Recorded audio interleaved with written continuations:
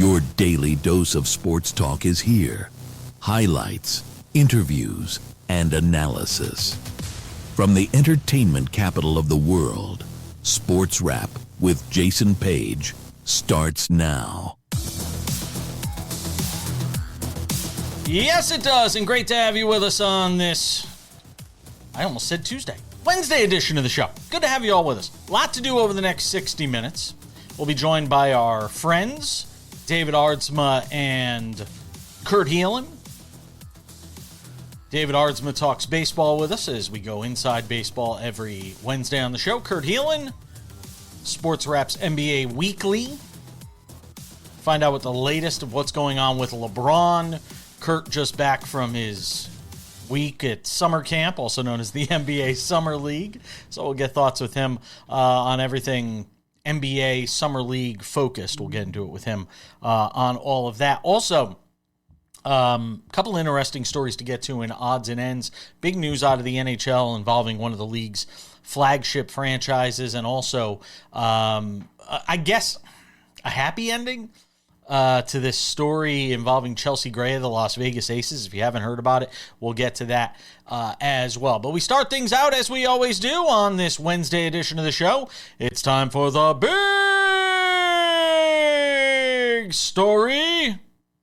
And the big story is presented by the Daily Wrap, our Substack newsletter, courtesy of SportsWrap with Jason Page. Monday through Friday, go and check this out. It is our daily newsletter covering the top stories in sports. It's available each afternoon. All you got to do is subscribe. You got your phone in your hand, scan the QR code, and go subscribe. It's free, and we would appreciate you doing so. It's a good read every afternoon for you as you're closing out your day.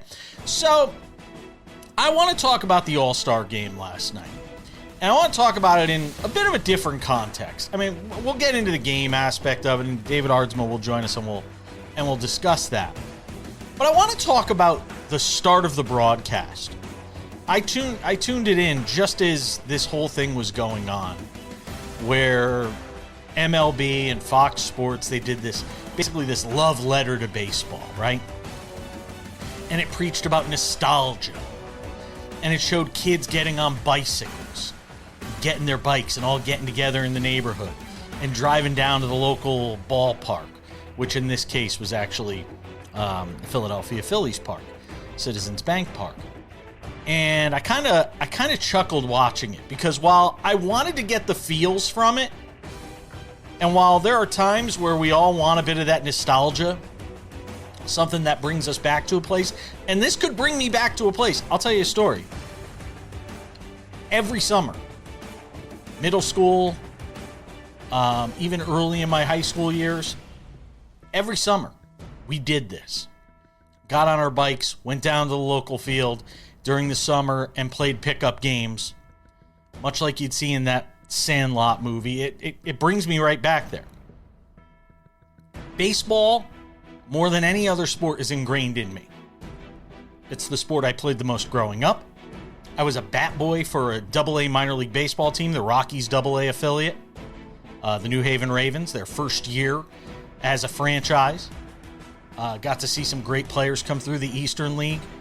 Big baseball card collector. I mean, baseball is my lifeblood when it comes to sports. If you gave me one sport and said this is the only sport you can watch for the rest of your life, it would still be baseball. So you got me. I'm already that guy. But as I watched this video, this promo for baseball, and the harkening back to a time when the game was played a certain way, and Ray Charles and all that stuff, I couldn't help but wonder, what game are they watching today? Because this isn't baseball today. This isn't the game I grew up loving. This isn't Don Mattingly or Wade Boggs striking out, 40 times a season, or Tony Gwynn hitting .340 every year, or Kirby Puckett doing the things he did. It is not the same game. And by the way, it's not to say it's a horrible game or anything like that.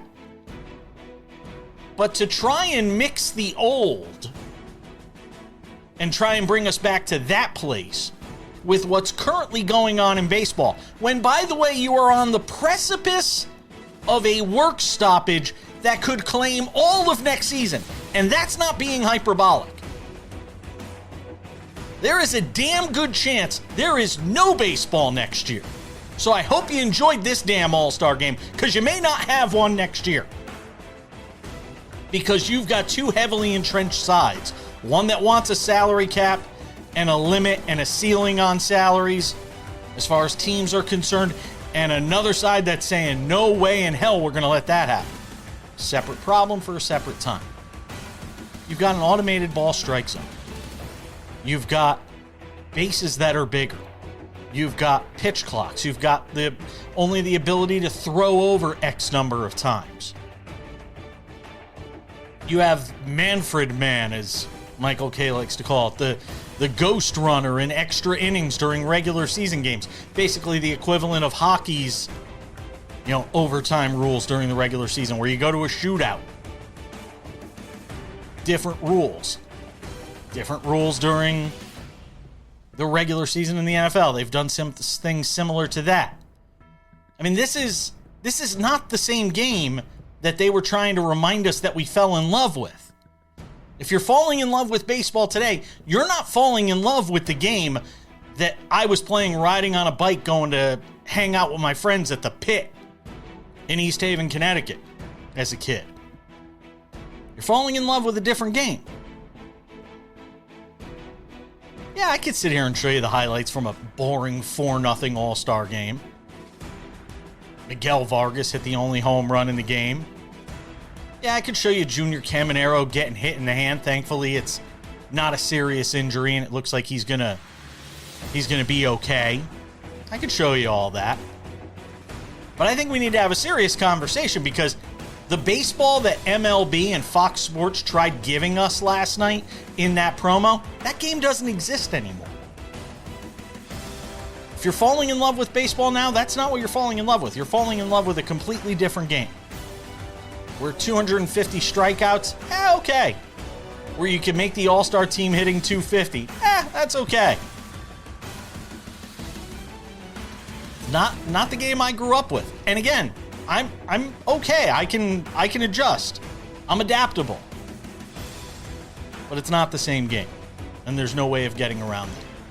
All right, that's the big story. We got a lot more to do in this program. Kurt Healing coming up later in the show to talk about the NBA. What's going on with LeBron? When is he going to sign? Who's he going to sign with? Reading the tea leaves on that. But David Aardsma, former big league reliever and closer, joins us as Sports Wrap goes inside baseball. And Sports Wrap continues.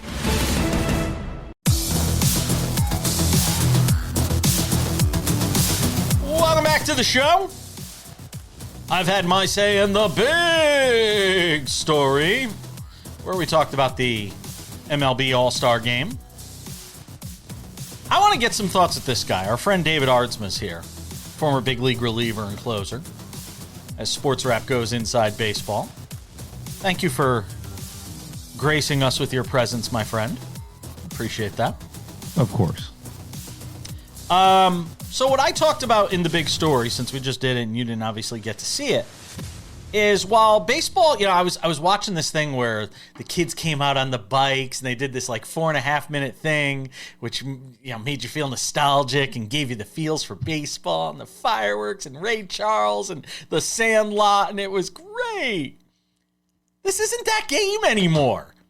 Stop selling me nostalgia when you've got bigger base paths, you can only throw over so many times, you've got pitch clocks, you've got the phantom runner in extra innings, you've got home run derby to solve the All-Star game if it's tied. Stop selling me nostalgia. It's not the same game. Oh, you're just hater, man. Oh, sweet Jesus. I am not. Tell me I'm wrong. It's not that they're selling me something that doesn't exist anymore. I understand like that point a little bit. A little bit. I still like it. Baseball still brings back the nostalgia versus any other sport. That's the one thing that it has that football doesn't, basketball doesn't, baseball or hockey doesn't have, where it can sell you. Hockey does a little bit, but it can sell you the past and make you feel connected, because outside of those. Well, think about those, like what you're bringing up is like, oh, we're limiting the amount of time a pitcher has to throw. But back in the 50s, that's what they did. And then you're saying, oh, the bases are a little bit bigger by what? Half an inch. It's like we're playing with these tiny little rule changes that didn't change the game. That hasn't had any real massive effect versus if you took today's game and you went to the 1950s, there wouldn't be a difference besides the players. And that's besides the size of the players. And like everything is essentially the exact same. And they can sell that all they want. My only issue is it's hard to watch for 4.5 minutes, whatever it is. And trying to get all these feels constantly. And then like every inning you're doing something like that. Then they're doing the stand up to cancer, which is a great thing, a meaningful thing. But that's the only game they do it. And you're doing all of these things. It's hard to be entertained while you're watching that. In a shutout game. Yes. Oh, by the way, add the automated strike zone. I forgot about that too. So I want to get your thoughts on this Junior Caminero injury. Thankfully, it looks like he didn't break anything. I mean, this is frightening stuff. In an all-star game, the last thing you want to see is anybody get hurt because then everybody panics and knee-jerk reaction is, we got to get rid of the all-star game because somebody's going to get hurt, like we've seen in so many other leagues. So I'm curious, if you're in that spot and you're the pitcher, what's going through your mind? Because I've never asked you this. You know, we see pitchers hit a guy in the hand, break his hand, he's out for 2 months. Somebody gets hit in a sensitive area and you wind up losing them for a while. As a pitcher, what's going through your mind in that moment? Well, I always separate two things. One is like regular season or playoffs, and then all-star game. The all-star game is supposed to be fun, festivities. Like everyone's having a great time. Everyone wants to kind of make their mark, have their one moment. You're going to get one at bat or one inning. So you want to like, that's your stage. And this might, for Caminero, I assume there's going to be a lot more. And O'Brien, I hope there are a lot more. But it's very hard as a reliever and all that stuff to make an all-star game. Much harder than any other position. So that might be your only chance, and that's how you're going to be remembered, is almost taking out the MVP of the guy. That's heartbreaking. That's hard. That's like you're sitting there, you're thinking about it the whole time. Like you're thinking about get out of the inning, and I'm going to try to get over to that locker room and see him and apologize and like, hey, you didn't mean it. No one meant it. Nothing like that. Regular season, there's a little bit of, I don't want to hurt anybody, but get off the plate. Or better yet, if you don't want to take the risk, don't stand up there. That's the way. Like if I hit you, my bad. Like, hey, go get better. I'll send you flowers. Really? I don't mean to. I don't want to. You don't feel any guilt or anything? Even if one gets away from you and it's not somebody on the plate? Like, a twinge? That dude's also trying to take my money off of they're trying to take food off my kid's table. They're trying to hit a home run. If they hit the ball right back at me, they'll feel a little twinge and then say like, well, should get out of the way. Like there's a little bit, but you can't survive in a league like that by feeling guilty about every little thing you did when you didn't mean to do it. And it's the game. I don't want to hit you. I'm so sorry. My bad. Like I just don't want you to be hurt. But if I hit you, I don't care. I do not care if I hit you. I'm sorry if it hurt you. Like I'm sorry if you're hurt. It better leave a bruise. That means at least it was a good pitch. But I didn't mean to hurt you. I absolutely don't want to be like a career ender, anything like that. Oh God, no. At the same time, I have to think like that, or I can't stand on the mound and pitch again. I can't pitch with fear. I have to pitch with an unbridled, I don't care attitude. And that's why, like, the greats are the greats. They were well known for hitting you and not caring. So what do you expect, like, everybody else to be? Like, care? Like, I'm so sorry. Like, come over and give you a hug. Like, I get the whole bow out of respect, like Japanese culture. Totally get it. I'm up for that. But then let it go. And you can't think again about it. Cody Bellinger winning the MVP. Any problems with that? No problems other than like I didn't see who won the MVP because there was nobody that really should have. But like, if you had the whole list of what happened, yeah, no problem. Could have gave it to the whole AL pitching staff. I mean, the whole pitching staff, like that would have been dang cool. Give it to the pitching coach and be like, dude, like Pete Walker. Everybody got it because you guys just went absolutely berserk on the mound. It ended up being the award that somebody had to get. All right, fine, Belly, you scored, you got 2 RBIs. You just happened to be the guy at the plate with 2 guys on base and got him in. I know you're not a fan. I know you're not a fan of like the players being mic'd and talking. I'm going to be. I love it. Oh, okay. All right. I'm 1,000% I thought you didn't like it. When they did it with Alec Manoah a couple years ago, I thought that was the coolest thing because I've stood behind him on the mound and heard that before. And then I thought that Dylan Cease and Shane Langoliers, oh my God. Oh, okay. All right. I talked to somebody that doesn't like it. I can't remember who it was. Somebody who comes on this show frequently isn't a big fan of it. I'm glad it's not you. Alec Manoah, by the way, where's he these days? We're coming back more with David Aardsma as we continue on Sports Wrap.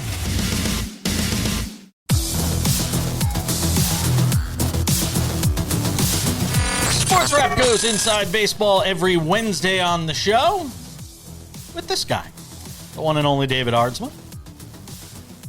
Hear him on Sirius XM MLB Radio. See him here. He'll be doing the Little League World Series.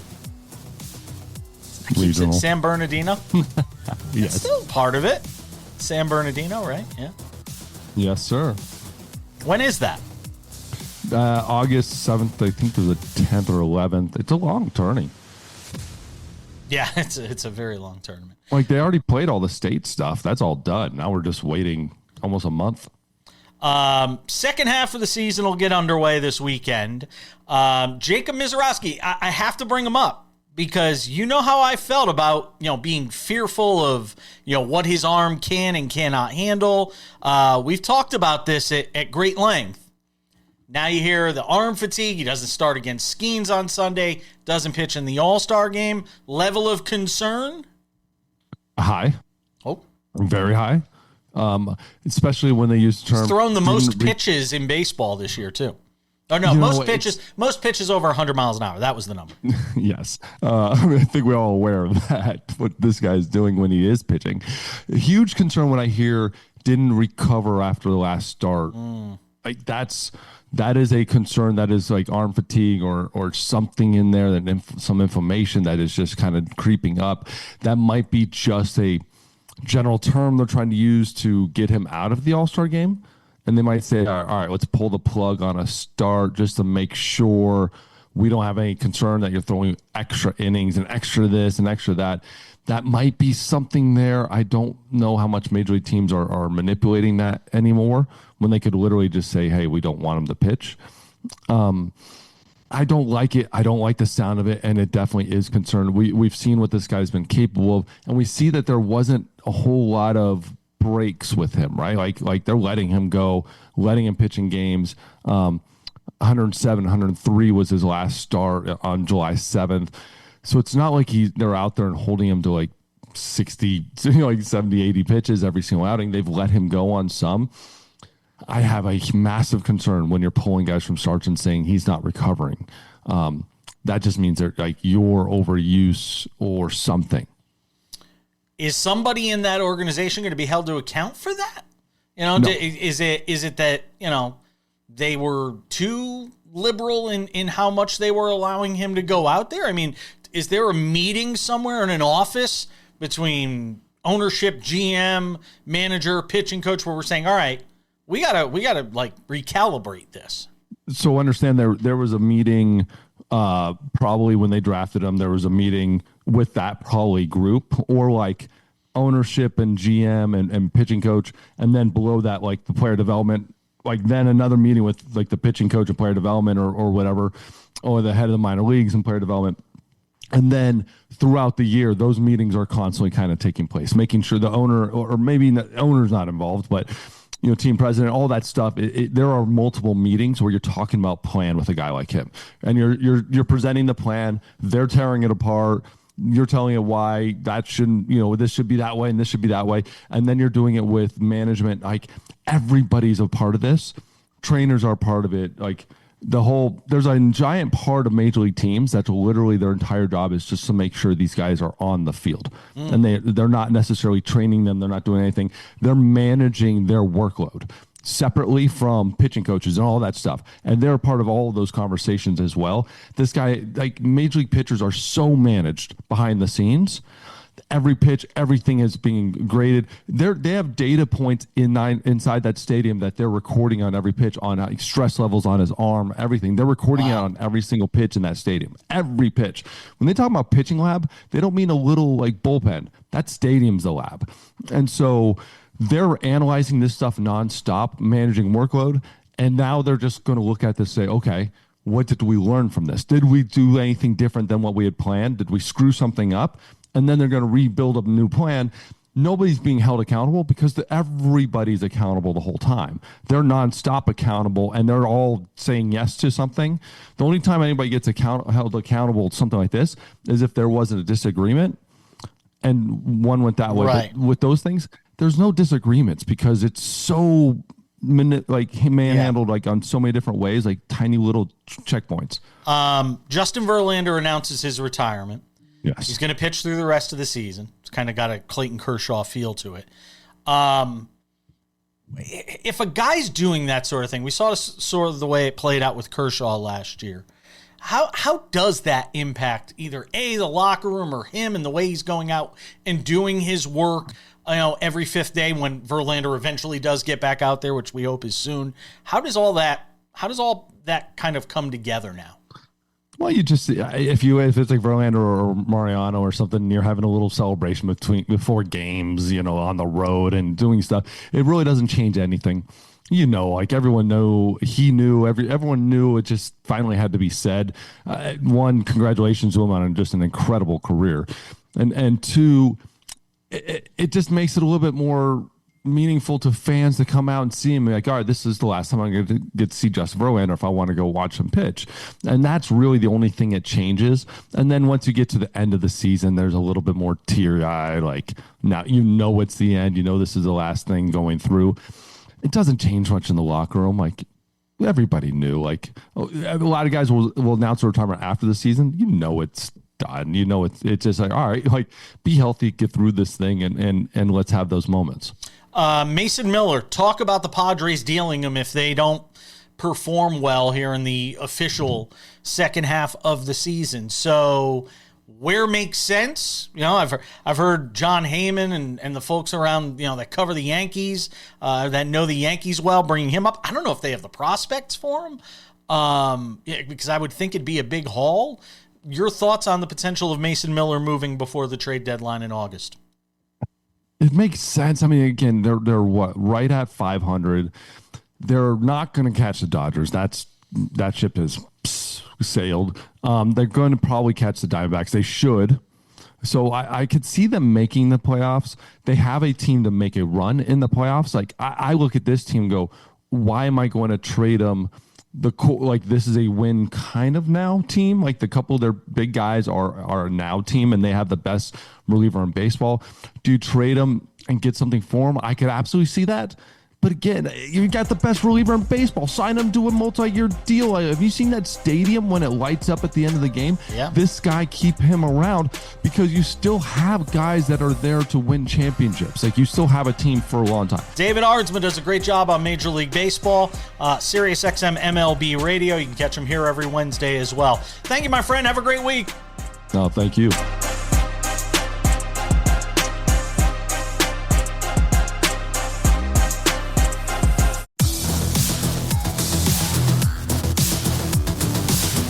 Welcome back to the show. Wednesdays on this program include David Aardsma. We've now flipped them. David Aardsma and baseball go first, and now this guy, Kurt Heelan, goes second. Kurt Heelan. Good at this point, yeah. I mean, baseball all-star game, right. Shutouts in the baseball all-star game, which is great TV. God, like really, can anybody get an all-star game right? Anybody? I just shut down every all-star game. Just shut them all down. Like, I'll do my John Taffer. Shut it down! Kurt Heelan of Pro Basketball Talk at NBCSports.com is here. I didn't get to meet you while you were in Vegas. I am And sorry. I'm sorry. about No, it's on me too. It's on me too. No.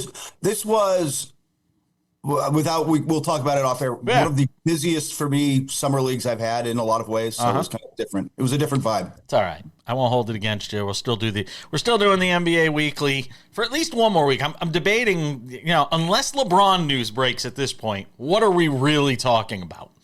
LeBron is the domino holding up. And the Kawhi Leonard aspiration thing are the two things now actually holding up business. Like James Harden, remember, opted out to help the Cavaliers. They're waiting. They can't. There's nothing like everybody's hands are tied, and there is a real sense in Vegas. And sometimes I think it's just me, but no, it was other people too. Just all right, make the decision. You've had your moment in the spotlight. Let's make your call. Or if you really want to do the whole I want to watch 2 months of the season, then decide. It is your prerogative. But do that. Hold on. You just kind of blew my mind with that. Is there a chance he'd do that? I don't think so. Because then why did you say it? Look, that is out there in the universe. Okay. It has been brought up by others. Frankly, it's not a terrible idea. If you want to contend that badly, the teams we're talking about, Cleveland, Philadelphia. Philadelphia is a great example. On paper, that's his best. I want to win now. This team could win with me basketball situation. Mm-hmm. But that's paper. We've all seen how many teams in how many sports go, oh, that looks great on paper. And then they get in the real world. It doesn't work that way. So he could wait it out. But he wants to film a documentary. He's got crews following him around all year. Last year, he's got a crew that's going to follow him around this year and document everything. You can't do that from home for 2 months. Kurt, where's he going? I still keep hearing Cleveland. I talk to people a lot in Vegas, and because it's certainly one of the topics of discussion. And Cleveland still seems to be where the tea leaves are pointed. Again, it works great. It's a good basketball fit because this is a team that they made the Eastern Conference Finals, got smoked by the Knicks, but the problem was James Harden couldn't rise up to the occasion. You only get so much out of some of the, guys like Donovan Mitchell tried, but he's going to only give you so much. LeBron James showed he lifted the Lakers with four other guys starters who are no longer on the team past Houston in the first round. Like, he can still raise his game in those moments. That is exactly what Cleveland could use. And it makes the most narrative sense for the aforementioned documentary. Going home, it just all flows together. Can I ask you, because I haven't heard this brought up much. Bronny is still in L.A. And he's under contract. So he's just staying there, and they go their separate ways. And it's, hey, you had the training wheels on with me here for a couple of years with you. Now you're on your own, kid. You got to make your own bones. Yeah, basically. And Dan Wojcicki reported this at the L.A. Times. His old job, the Athletic, the other day. And it's not really a surprise. Look, they gave Bronny a 3-year contract with 4th-year, I think, team option, based on LeBron. Let's not pretend that. But I want to give Bronny credit. When he took the job, there was kind of the running joke was he's 2 years away from being 2 years away kind of guy. Well, 2 years later, he's developed into the kind of guy you should give a two-way or a minimum contract to because he's got real potential. He has shown the ability to play at that level in stretches. He's looked, as one scout put it to me there when we actually had this conversation, he's almost an NBA player now. And if you've got him this far, the Lakers want to see it through. And the other part of this that should not go unmentioned, Jason, you and I can joke about him all we want. Bronny is wildly popular with a younger demographic. He is one of the most. He and LaMelo Ball are social media gods. Really, Bronny's doing that much on social media? I didn't even know that. Bronny is a huge social media following and hit, and so there's a value to that for the team. One more, and then we'll break, and then I'll get you on the summer league stuff. DeMar DeRozan. Where does he fall in all of this? Is he also waiting on LeBron? Where makes sense for him where he can make an impact for a potential contender? Miami is a really good logical spot where that team needs some depth and scoring and around Giannis and Bam Adebayo. They lost Norman Powell. That said, he is the guy most impacted by LeBron's decision. He is everybody's, oh, we didn't get LeBron. Well, we can plug that hole sort of with DeMar. And so he's waiting. That's That's really what it is. When LeBron makes a decision, DeMar will have a team probably within 48 hours. But is there a list of teams that you've heard of that people are talking about that people were talking about in Vegas? Miami, Cleveland. I don't think Philly fits. I know Golden State's had some level of interest. He's going to probably have to play for the minimum or close to it. But there are teams, but it's basically all the teams in the LeBron mix if they strike out. I only have 30 seconds left in this one, and then we're coming back. But if LeBron doesn't go to Golden State, is it a foregone conclusion that Draymond is still going to wind up back there on some sort of deal? Yes. Okay. Draymond's not going anywhere. They are going to run it back. What you see is what you get. And I know that team won, I think, 37 games and got bumped in the play-in. They'll be back on track for another year of that. And hope that when Jimmy Butler gets back, it changes things midseason. Kurt Heelan, Pro Basketball Talk at NBCSports.com. We got one more segment with him. It's the NBA Weekly.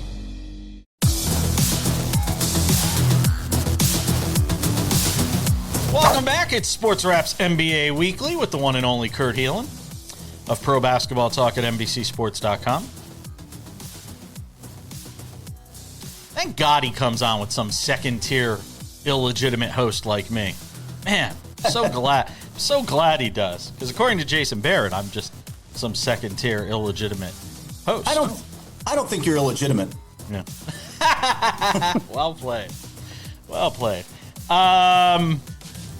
So, I want to talk about the Summer League, and you got an interesting anecdote on Gary Trent Jr. that I want to talk about as well. Run through some of these things that we saw in the Summer League. I mean, Caleb Wilson, AJ DeBonta. I think the top headline is all four of the top picks looked legit, looked really good out there. Like they lived up to the billing. DeBonta is, and I saw him a little more than a year ago now at Hoop Summit. He is so fluid as an athlete. He is just it.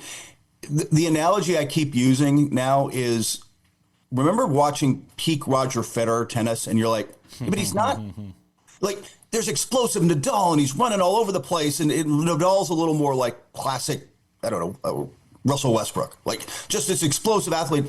And Federer was almost as good an athlete, but just fluid, just smooth. It didn't look like he's like that. DeBonta just doesn't. He gets by guys, but it's just this graceful move. Cameron Boozer is exactly what you think he was. He is just a machine. Every little thing he does is so polished and so smooth. And like, I was with a scout. He's watch him on this fast break. Watch the seal he puts mid post. That's a 10-year veteran seal. Like, it just, every little thing is so technically right. Peterson looked fantastic for them. And Wilson, look, he's not going to shoot like that every game. He made as many threes in his first Summer League game as he made his entire year at UNC. That's not going to happen consistently, but you could see the potential for this guy to be, look, if everything comes together for him, he could actually be the best guy out of this class. I'm going to ask you a very unfair question, because that's what I do. NBA Rookie of the Year odds. Darren Peterson, 3-1. Cameron Boozer, 3-1. AJ DeBonta, 4-1. Caleb Wilson, 5-1. Acuff Jr., 750. Based on just what you saw in the Summer League. Yeah. Who's the Rookie of the Year? I would probably go with Peterson. And honestly, I might put a second. I think Acuff has a real chance. And Acuff's got a real chance to win the award because they're going to put the ball in his hands. That is not a good team in Sacramento. They are going to give him the keys to the car and let him go drive. And that could put up numbers where... That could go the other way, too, though. Portland kind of did that with Scoot Henderson in his rookie year, and it kind of went sideways. Right. And Scoot finally seemed to get things together last year, so now they went out and got Ja Morant. The other guy, I would probably put Peterson, though, only again a little bit because of the situation. He is going to be in the midst of a good group of players. He's got, look, their starting five is Keontae George, who played really well for them last year. Peterson, probably Ace Bailey at the 3. came on last year. And then at 4 and 5, you've got Laurie Markkinen and Jaren Jackson Jr. Like, that team is going to win games, and Peterson's going to have the ball a fair amount in that and look good doing it within a team setting. So I'll go with that, but it's really hard to predict. If Caleb Wilson comes together really quickly and he and Josh Giddey click, things could happen. I think he's a year away. I think he's just a little raw. Selfish motivations here. Did you get to see Terrace Reed at all? Yes. How'd he look? I like him. Talk about a guy who walked in the door with an NBA body. Yeah. So yeah, he is. But is he a tweener? Is he a 4.5? Is he what is he? I don't know. He looked 4.5. Yeah. I mean, kind of depends on how you want to use him there. I mean, he's coming off the bench, obviously, on that team in San Antonio. But he can play minutes for them. So you can see the fit. I think that's going to be a good one. Gary Trent Jr. was the talk of Las Vegas. Why? Salary cap circumvention. And the league may end up doing nothing about this, just for the record. But Gary Trent Jr., for people who don't know, has spent the last 2 years in Milwaukee on a minimum deal. They needed depth around Giannis. He took what was probably a discount that first year. But last year had the worst year of his career. He regressed. He did not look great. Scored 8 points a game. And suddenly he got a full mid-level, 4 years, fully guaranteed $64 million. A massive pay raise when everybody in the league's like, hey, he's still a minimum player. Maybe you give him the room and exception at a little more. Maybe you give him a little over the minimum, but he's not more than that. And he gets this massive deal. And it's pretty obvious that Milwaukee said to him and his agent, if you play for the minimum for us when we've got Giannis, in a couple of years, we'll make you whole. Like, it is painfully obvious. How do you prove it, though? How do you prove it, though? There's two parts to that. There is a part in the CBA that says if you can't explain a contract some other logical way, you can claim it's this. The problem is this. For the league to investigate, another team has to complain. Nobody cares. Nobody cares. And right, it's hey, you just signed a mid-level, but you just signed one of the worst contracts in the NBA instantly. It is right the day it's signed, it becomes one of the worst contracts in the league. Nobody else in the league is going to be like, yeah, they made a bad move. That's a really terrible decision they made. We would like you to look into that. No, they're going to be like, fine, screw it up. But you can't even trade him for 2 years like that unless he rehabs his image somehow. Kurt Heelan, Pro Basketball Talk at NBCSports.com. You're on call in case we get LeBron news. But other than that, my friend, I will talk to you when I talk to you. I was stunned he didn't do it while I was flying home, so, Kurt, always appreciate you, my friend. Be well. Take care, buddy.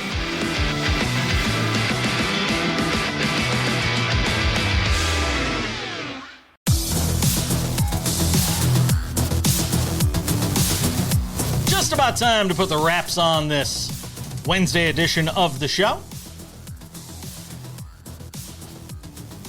Do some WNBA on the show tomorrow. Some interesting matchups tonight. Golden State and Indiana. Should be a good one.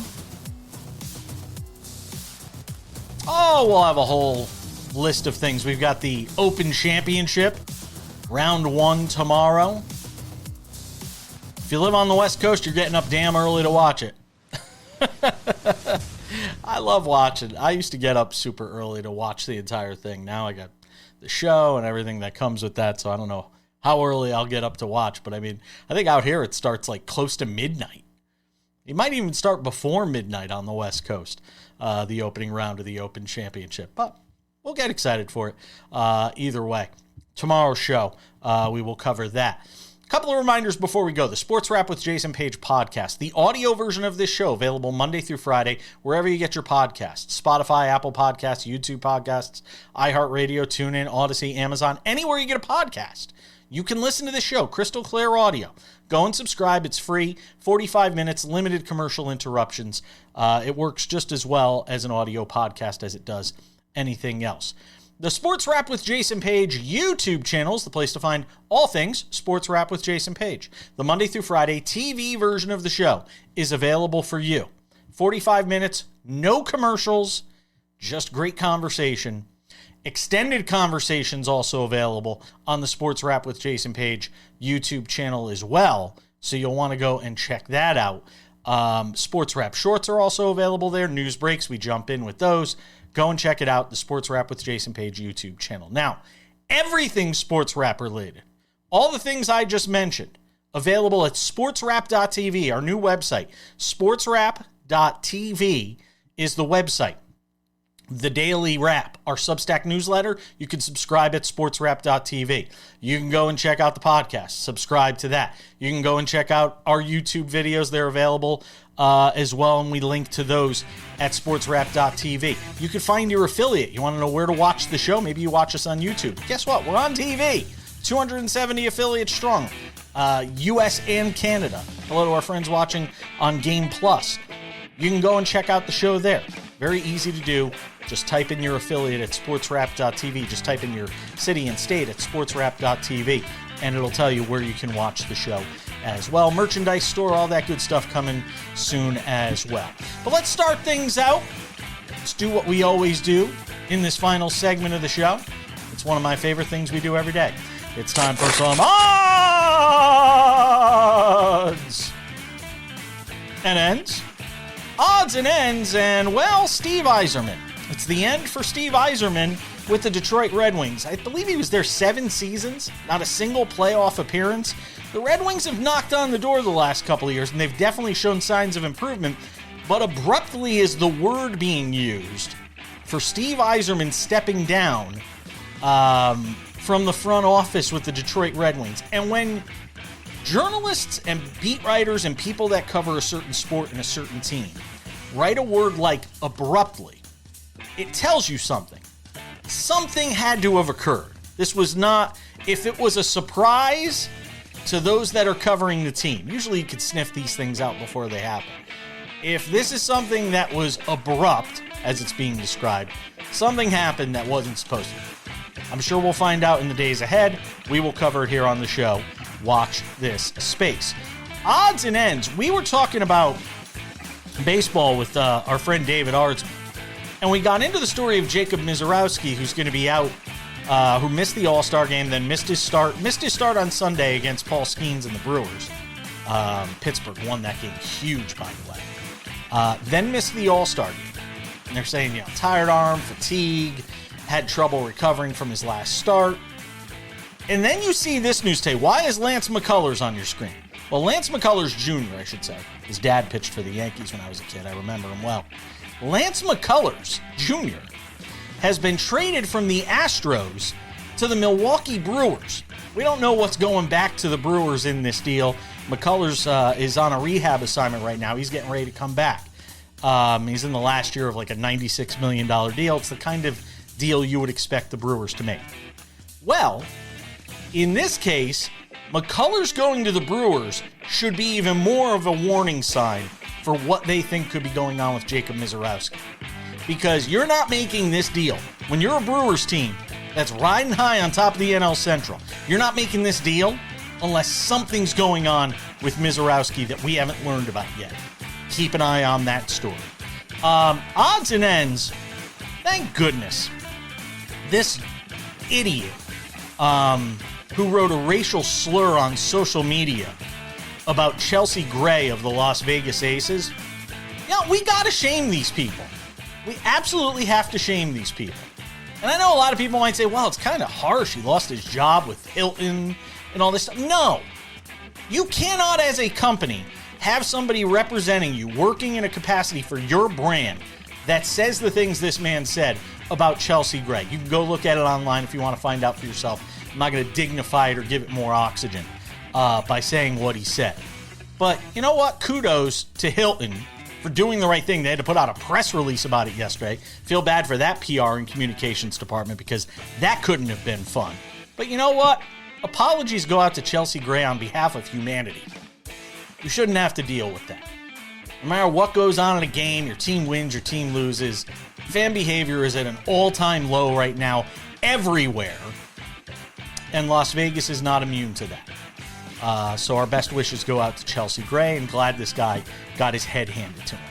And that's going to do it for us on this Wednesday edition of the show. Thank you to David Aardsma and Kurt Heelan, all of you at home for watching. I'm Jason Page. We'll see you back here tomorrow.